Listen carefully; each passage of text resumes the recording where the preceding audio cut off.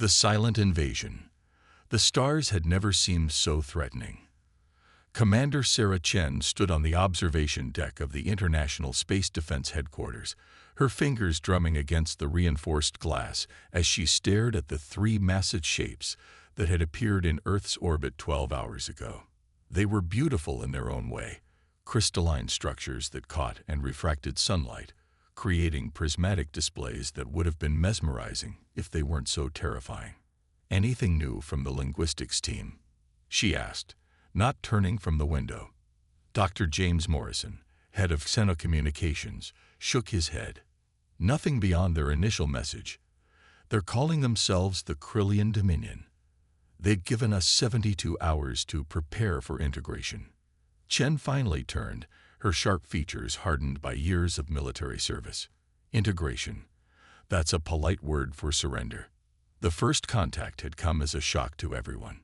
Humanity had always wondered if we were alone in the universe, but no one expected the answer to arrive in the form of three city-sized vessels, materializing in perfect synchronous orbit around Earth.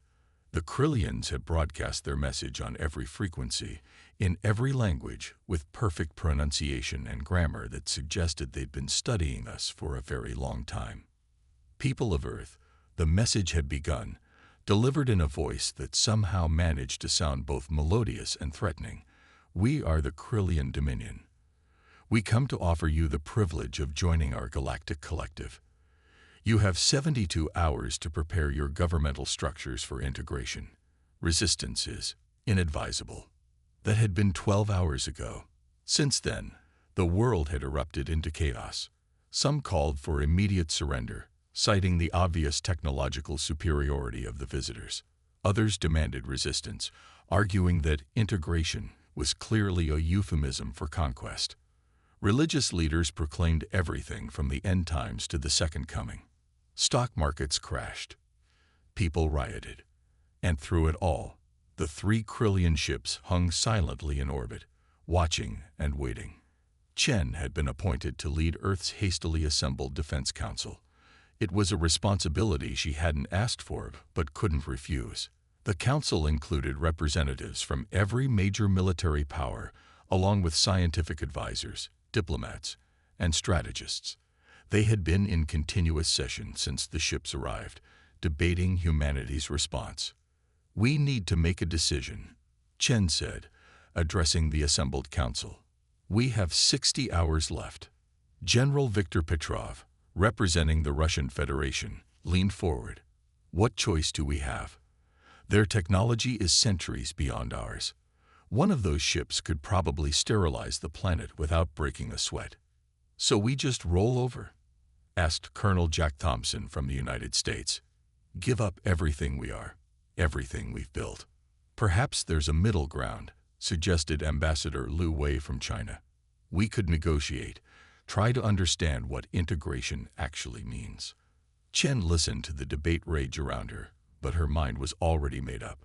She had spent her entire career preparing for threats to Earth, though she had always imagined them coming from within. Rogue nations, terrorist groups, natural disasters. But the principle remained the same. You didn't negotiate with those who threatened your existence. You fought or you died. "Enough," she said quietly, but with enough authority to silence the room. "We're not surrendering. We're not negotiating. We're going to fight." The room erupted in protests, but Chen raised her hand. "I know the odds. I know what we're up against.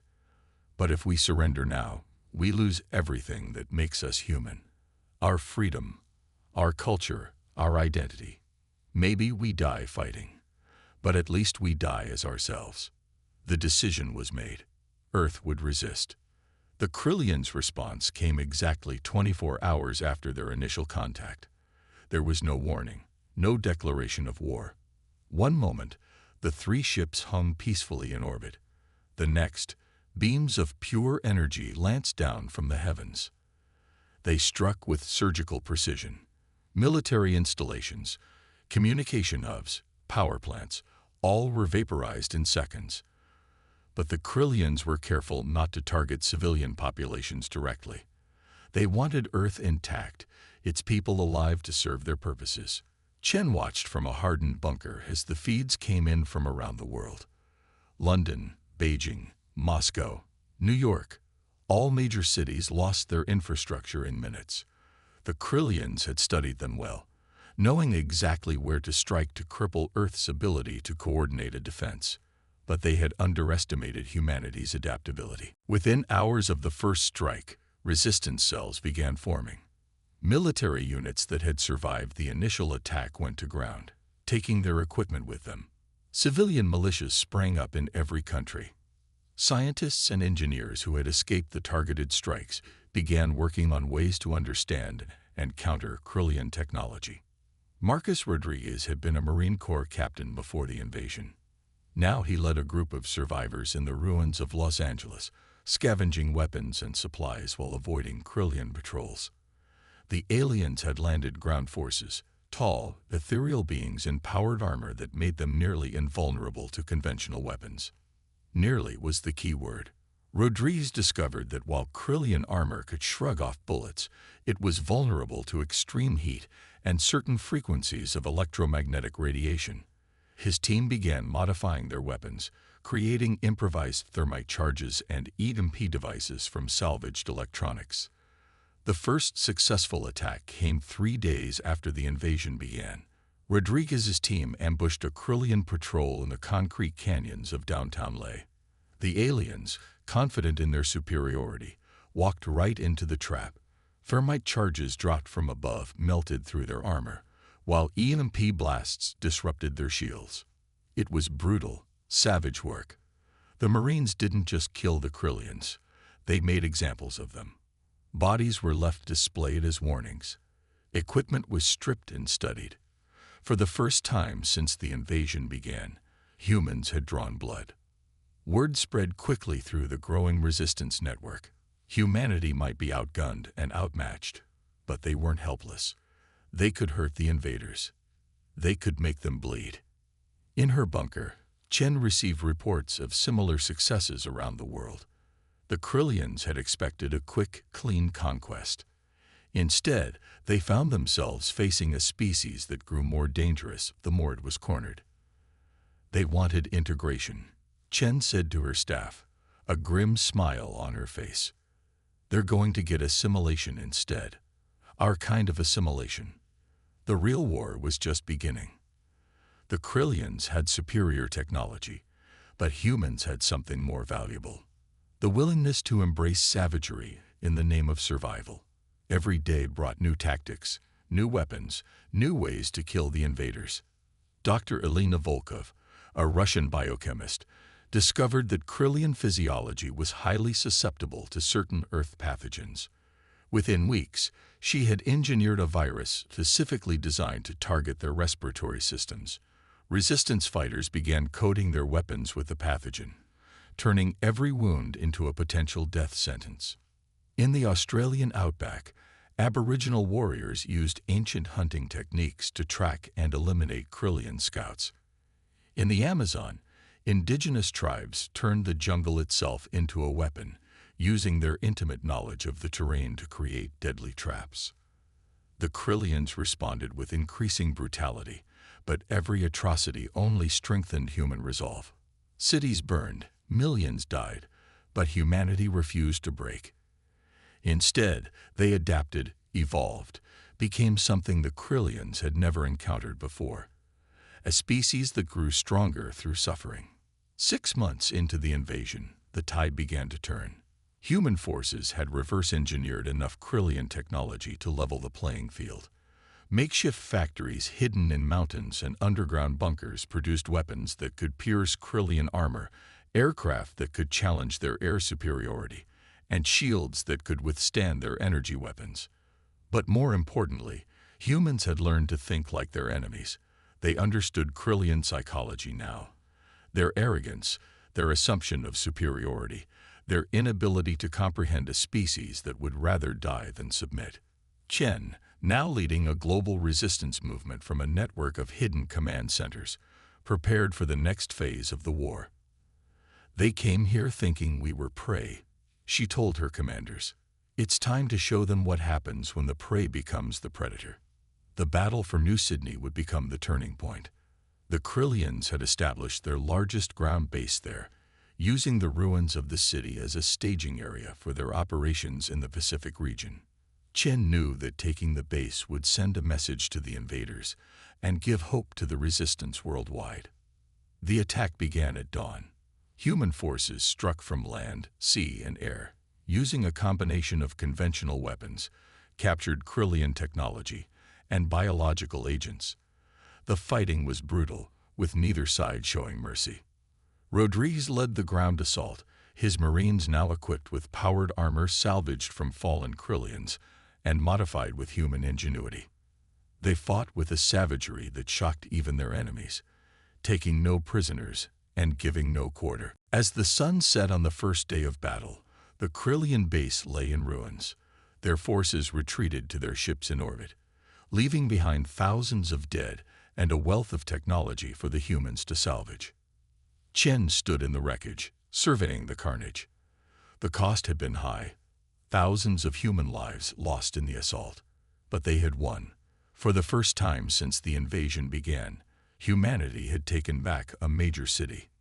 "This is just the beginning," she said to Rodriguez, who stood beside her, his armor scorched and dented from the fighting. "They wanted to integrate us into their empire. Instead, we're going to tear it down." The war was far from over, but humanity had found its footing. The Krillians had awakened something primal and terrifying in the human species, a capacity for violence and adaptation that even humans themselves hadn't fully understood. As news of the victory spread across the globe, resistance movements everywhere took heart. The invaders could be beaten. Humanity would not go quietly into the night. The silent invasion had become a roaring war, and the Krillians were learning too late that they had chosen the wrong species to conquer. The Savage Awakening. The victory at New Sydney had changed everything. In the months that followed, humanity transformed from scattered resistance cells into a coordinated global force. The Krillians, who had expected a swift conquest, found themselves trapped in a war of attrition against an enemy that grew stronger with each passing day. Marcus Rodriguez had become something of a legend among the resistance. His brutal tactics and unflinching determination had earned him the nickname the Butcher among both humans and Krillians. He didn't particularly like the name, but he understood its value. Fear was a weapon, and he wielded it expertly. "They think we're monsters," he told his team as they prepared for another raid. "Good. Let them fear us. Let them understand what happens when you threaten our world." The resistance had established a network of underground bases, connected by a complex system of tunnels and hidden communication lines. Dr. Elena Volkov's biological weapons program had expanded, developing new pathogens that targeted different aspects of Krillian physiology. Some caused rapid tissue degeneration, others attacked their nervous systems, and still others interfered with their ability to breathe Earth's atmosphere. But the most significant development came from an unexpected source. A young physicist named David Park had been studying captured Krillian technology when he made a startling discovery. The aliens' power systems relied on a form of quantum entanglement that could be disrupted by specific electromagnetic frequencies. "It's like finding the off switch for their entire technological base," Park explained to Chen during a secure video conference. "If we can generate a strong enough field at the right frequency, we can shut down their ships, their weapons, everything." Chen saw the implications immediately. "How long do you need to build a prototype?" "With the resources we have, 6 months, maybe less if we push hard." "You have 3 months," Chen said, "and anything you need to make it happen." While Park worked on his quantum disruptor, the resistance continued to evolve its tactics. They had learned that Krillian society was highly stratified, with different castes serving specific functions. The warrior caste was formidable but inflexible, unable to adapt quickly to changing situations. The scientist caste was brilliant but physically fragile. The administrator caste was efficient but struggled with creative problem-solving. Humans, by contrast, were generalists. A soldier could become an engineer, a doctor could learn to fight, a teacher could lead a guerrilla unit. This flexibility proved to be humanity's greatest advantage. The Krillians had also underestimated human creativity when it came to warfare.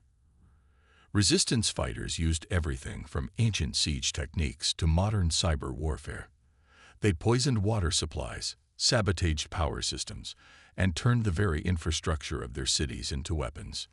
In one particularly effective operation, a team led by former art student Lisa Chang used holographic projectors salvaged from a Krillian entertainment facility to create false targets.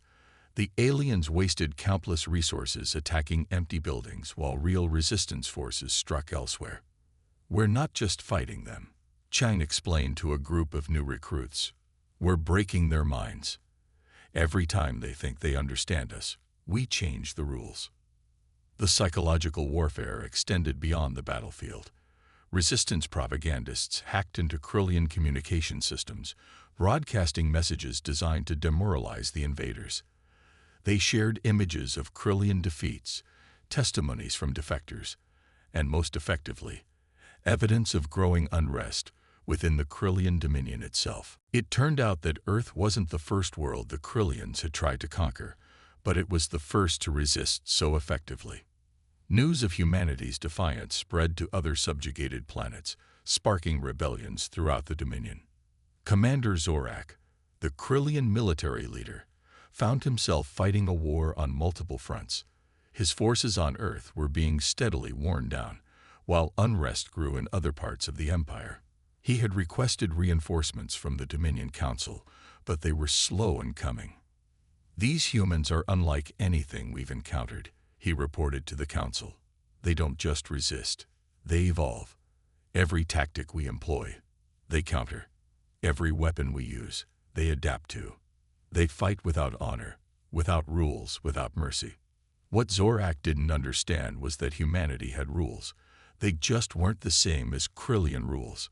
Humans fought to protect their families, their homes, their way of life. They fought with the desperation of a species facing extinction and the creativity of a people who had spent their entire history finding new ways to survive. The turning point came 8 months after Park began work on his quantum disruptor. The device was ready for field testing, and Chen had chosen the perfect target, the Krillian command ship in orbit above Earth. The operation was codenamed David's Stone, a reference to the biblical story of David and Goliath. It required precise timing and coordination between ground forces, aerial units, and space-based assets that humanity had managed to cobble together from salvage technology. Rodriguez led the ground assault, drawing Krillian forces away from their orbital defense platforms. Chang's team created massive holographic diversions, making it appear as though a full-scale attack was coming from multiple directions. Meanwhile, a stealth shuttle carrying Park and his device approached the command ship. "Remember," Chen's voice came through the comm system, "we only get one shot at this. If it fails, they'll adapt their defenses, and we won't get another chance." Park nodded, though he knew she couldn't see him. The device sat before him, a mass of wires and crystals that looked more like modern art than a weapon. But he had tested it thoroughly. It would work. It had to work.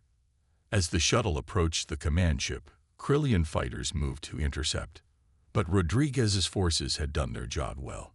Most of the alien craft were engaged elsewhere, and the few that remained were quickly overwhelmed by human pilots who had learned to exploit weaknesses in Krillian flight patterns. "We're in position," the shuttle pilot reported, activating the device in 3, 2, 1. Park pressed the activation switch. For a moment, nothing happened. Then, a wave of invisible energy pulsed outward from the device. The effect was immediate and dramatic. The Krillian command ship's lights flickered and died.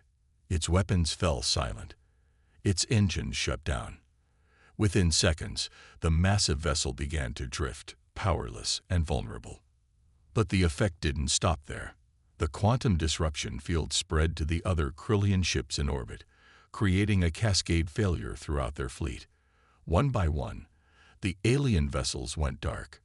On the ground, Krillian forces found their weapons and armor suddenly non-functional. Their communication systems failed. Their defensive shields collapsed.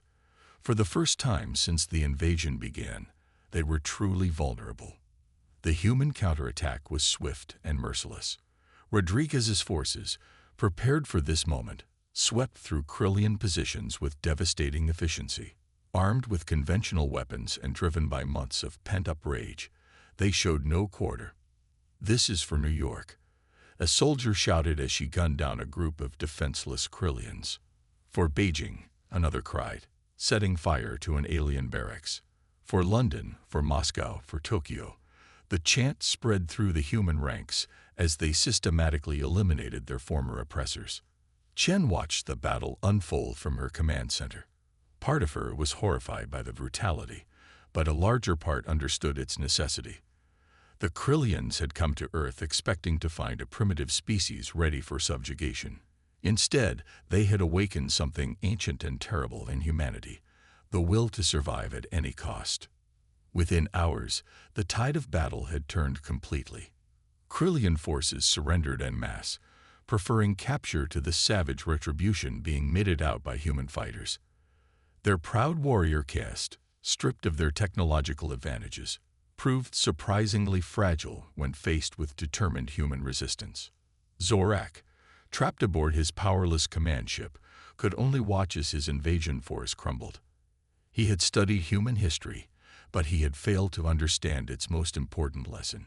Humans were at their most dangerous when pushed to the brink of extinction. "For Beijing," another cried, setting fire to an alien barracks. "For London, for Moscow, for Tokyo."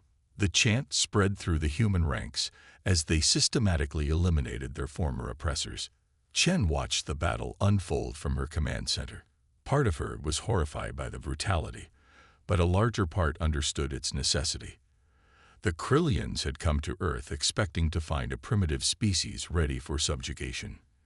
Instead, they had awakened something ancient and terrible in humanity, the will to survive at any cost. Within hours, the tide of battle had turned completely. Krillian forces surrendered en masse, preferring capture to the savage retribution being meted out by human fighters. Their proud warrior caste, stripped of their technological advantages, proved surprisingly fragile when faced with determined human resistance. Zorak, trapped aboard his powerless command ship, could only watch as his invasion force crumbled. He had studied human history, but he had failed to understand its most important lesson. Humans were at their most dangerous when pushed to the brink of extinction. As human forces boarded the command ship, Zorak prepared for his final confrontation with the species he had so gravely underestimated. He activated a personal recording device, determined that his final words would serve as a warning to others who might consider invading Earth. "Let it be known," he spoke into the device, "that we came to this world seeking to add it to our dominion. We saw a young species, divided and primitive by our standards. We thought them weak. We were wrong. They are not weak. They are terrifying in their strength. They do not fight as we do, with honor and tradition. They fight with a savagery born of desperation, a creativity born of necessity, and a unity born of shared suffering. We sought to break them, but instead, they have broken us. Let Earth stand as a warning. Some species are better left alone." The recording would later be broadcast throughout the galaxy, becoming known as Zorak's Lament. It would serve as a warning to other potential invaders and cement Earth's reputation as a world best left unconquered. But that was still to come. For now, humanity had won its first major victory against the Krillian Dominion. The quantum disruptor had proven effective beyond their wildest hopes, and the aliens' technological advantage had been neutralized. Yet Chen knew this was not the end. The Krillian Dominion spanned dozens of star systems. They would return, likely in greater numbers and with adapted technology. Humanity had won a battle, but the war was far from over. "We've bought ourselves time," she told her commanders during a post-battle briefing. "Now we need to use it wisely. We need to study their technology, build our own fleet, and prepare for the next phase of this war. Rodriguez, still covered in the grime of battle, spoke up. "What about the prisoners? We've captured thousands of them." Chen's expression hardened. "We treat them according to the Geneva Convention. We're not monsters, despite what they think. But we also interrogate them thoroughly. We need to know everything about their empire, their technology, their weaknesses." As the meeting continued, reports came in from around the world. Humanity had suffered terrible losses. Billions dead, cities destroyed, entire nations reduced to rubble. But they had survived. More than that, they had evolved. The Krillian invasion had forced humanity to unite as never before. Old rivalries and conflicts seemed petty in the face of extinction. Nations that had been enemies for generations now fought side by side. Resources were shared, knowledge was pooled, and for the first time in history, humanity truly acted as one species. In the weeks that followed, human forces secured the remaining Krillian technology on Earth. Scientists and engineers worked around the clock to understand and replicate it. The quantum disruptor was refined and mass-produced. New weapons were developed, new defenses constructed, but perhaps the most significant change was in humanity itself. The invasion had awakened something primal, something that had lain dormant during centuries of civilization. Humans had remembered how to be predators. This transformation was perhaps best exemplified by a speech Chen gave to the United Earth Council, a body formed in the wake of the invasion to coordinate humanity's defense. "They came to our world thinking we were prey. They saw our divisions, our conflicts, our seeming weakness, and they thought us ripe for conquest. But they failed to understand the most fundamental truth about humanity. We are not prey. We are the descendants of hunters who stalked mammoths with stone spears. We are the children of survivors who endured ice ages, plagues, and countless wars. We are the inheritors of a legacy written in blood and struggle." They wanted to integrate us into their empire. "Instead, we will show them why Earth's children are feared throughout the galaxy. They awakened the beast within us. Now they will face the consequences." The speech was broadcast worldwide and became a rallying cry for humanity's continued resistance. The Krillians had sought to conquer Earth, but they had instead created their own worst enemy, a united humanity with advanced technology and the will to use it. As Earth's first warships, built with a combination of human ingenuity and reverse-engineered Krillian technology, began to take shape in orbital shipyards, the message was clear. Humanity was no longer content to merely defend their world. They were preparing to take the fight to the stars. The savage awakening was complete. Earth's children were ready for war.